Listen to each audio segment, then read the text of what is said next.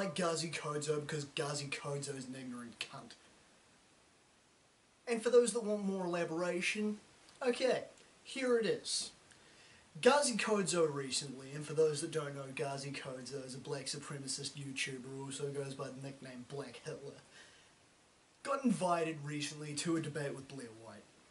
Blair White, as of late, has been doing a bunch of debates with people who may not necessarily have the same point of view as her, and I personally think she's done a good job in spite of the fact people like Lacey Green couldn't be intellectually honest if their lives depended on it. But hey, either way, Blair extended an invitation to this Chris Tucker looking clown, and what he did, instead of, behave like a civilized, normal human being would, took to Twitter to abuse Blair and call her a whole bunch of nasty names.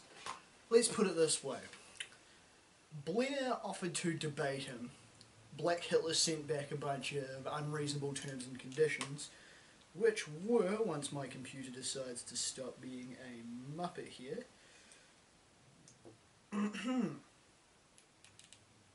they were that he gets 50% of the monetized revenue donated to the African People's Socialist Party.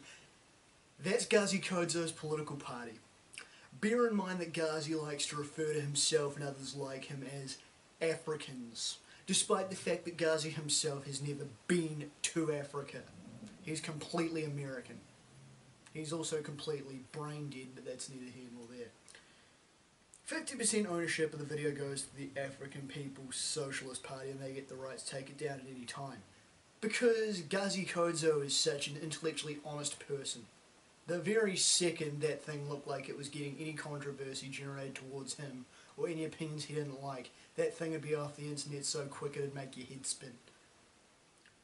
Full control of the agenda and debate topics. In other words, censorship. Up the wazoo. Nothing that Ghazi wouldn't approve of, in other words. Try and keep the debate as one-sided and biased as he possibly could, because as we all know, Gazi Kodzo couldn't stop an agenda to save himself, or rather, he couldn't prevent a debate from having an agenda, rather. He couldn't keep it neutral, is what I'm trying to say. He selects the moderator and timekeeper, both of which are part of the African People's Socialist Party. Again, with that stupid party name. It's not even a real party as far as I know. It's just his little internet following of fellow racist, pissed off wannabe victims. Which, if he's anything to go by, look like something from another planet. But anyway, yeah, that's not stacking the deck at all. Blair naturally didn't agree to any of that. She offered him some money in the way of getting him to appear. Personally, if I were Blair, I would have said, get bent straight away, but she tried to negotiate, she tried to be diplomatic, but Gazi Kodzo is a pathetic man-child, so there's that. So, after Blair posted that, he reckons that Frankenstein Cave Becky backed out of the debate because I asked for 50% and picked the moderator. Yeah, sure, Gazi. And that's not reasonable anyway, you freaking moron. Which was then followed up by, sorry I would never let a botched cumbucket white bitch exploit me, LOL. Charming. Now, personally, I don't think anyone that looks like a transvestite Chris Tucker who stuck his head in a bucket of bleach should be ripping on anybody else, but that's neither here nor there. You see, the problem with Ghazi is he likes to throw around all these little weak attempts at racial insults towards white people, calling them mayo, calling them this sort of shit. Ghazi likes to think of himself as something of a modern-day Malcolm X, but the problem is that Malcolm X at least had some smart shit to say and at least had a logical bunch of reasons to think the way he did, and Malcolm X could at least reasonably justify why he thought the way he did.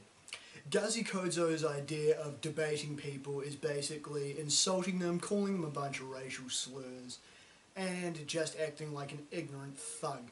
But then you can't really expect more from someone who, when that kidnapping and beating of those guys in Chicago, or rather, when that group of little punks kidnapped that kid in Chicago and tortured him live on Facebook for a bunch of hours, Ghazi not only celebrated that, but said it was a bunch of strong-willed Africans, fighting back after years of oppression. It should be noted that Ghazi fucking hates his life and hates things in America, yet as I've said, he's never been to Africa and refuses to, do anything about it other than bitch on the internet and act like the modern day equivalent to a Nazi.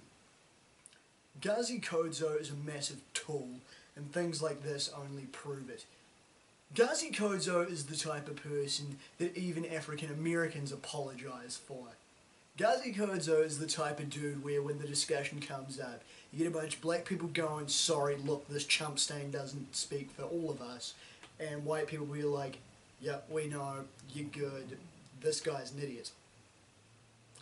And I know that I'm just mayo myself, but the fact that people like Gazi Kodzo get away with what is clearly hate speech disgusts me, which is further exacerbated by the fact he's just a nasty, unpleasant little tool with nothing better to do with his time than lash out on the internet and make ridiculous demands, rather than actually do anything about improving his situation and actually exhibiting the behaviour of a normal, worthwhile human being. It's a shame this debate didn't take place, because if Ghazi actually exhibited any form of, integrity, it could be quite good. But Gazi Kodzo being Gazi Kodzo, hey, it is what it is. You tried, Blair, but Ghazi's just a massive fucking tool. And it just absolutely baffles me that millions of good people are dying every day, while tranny Chris Tucker's allowed to walk the earth and absolutely fail at life. But hey, that's neither here nor there. I'm Damian Skyfire. Till next time.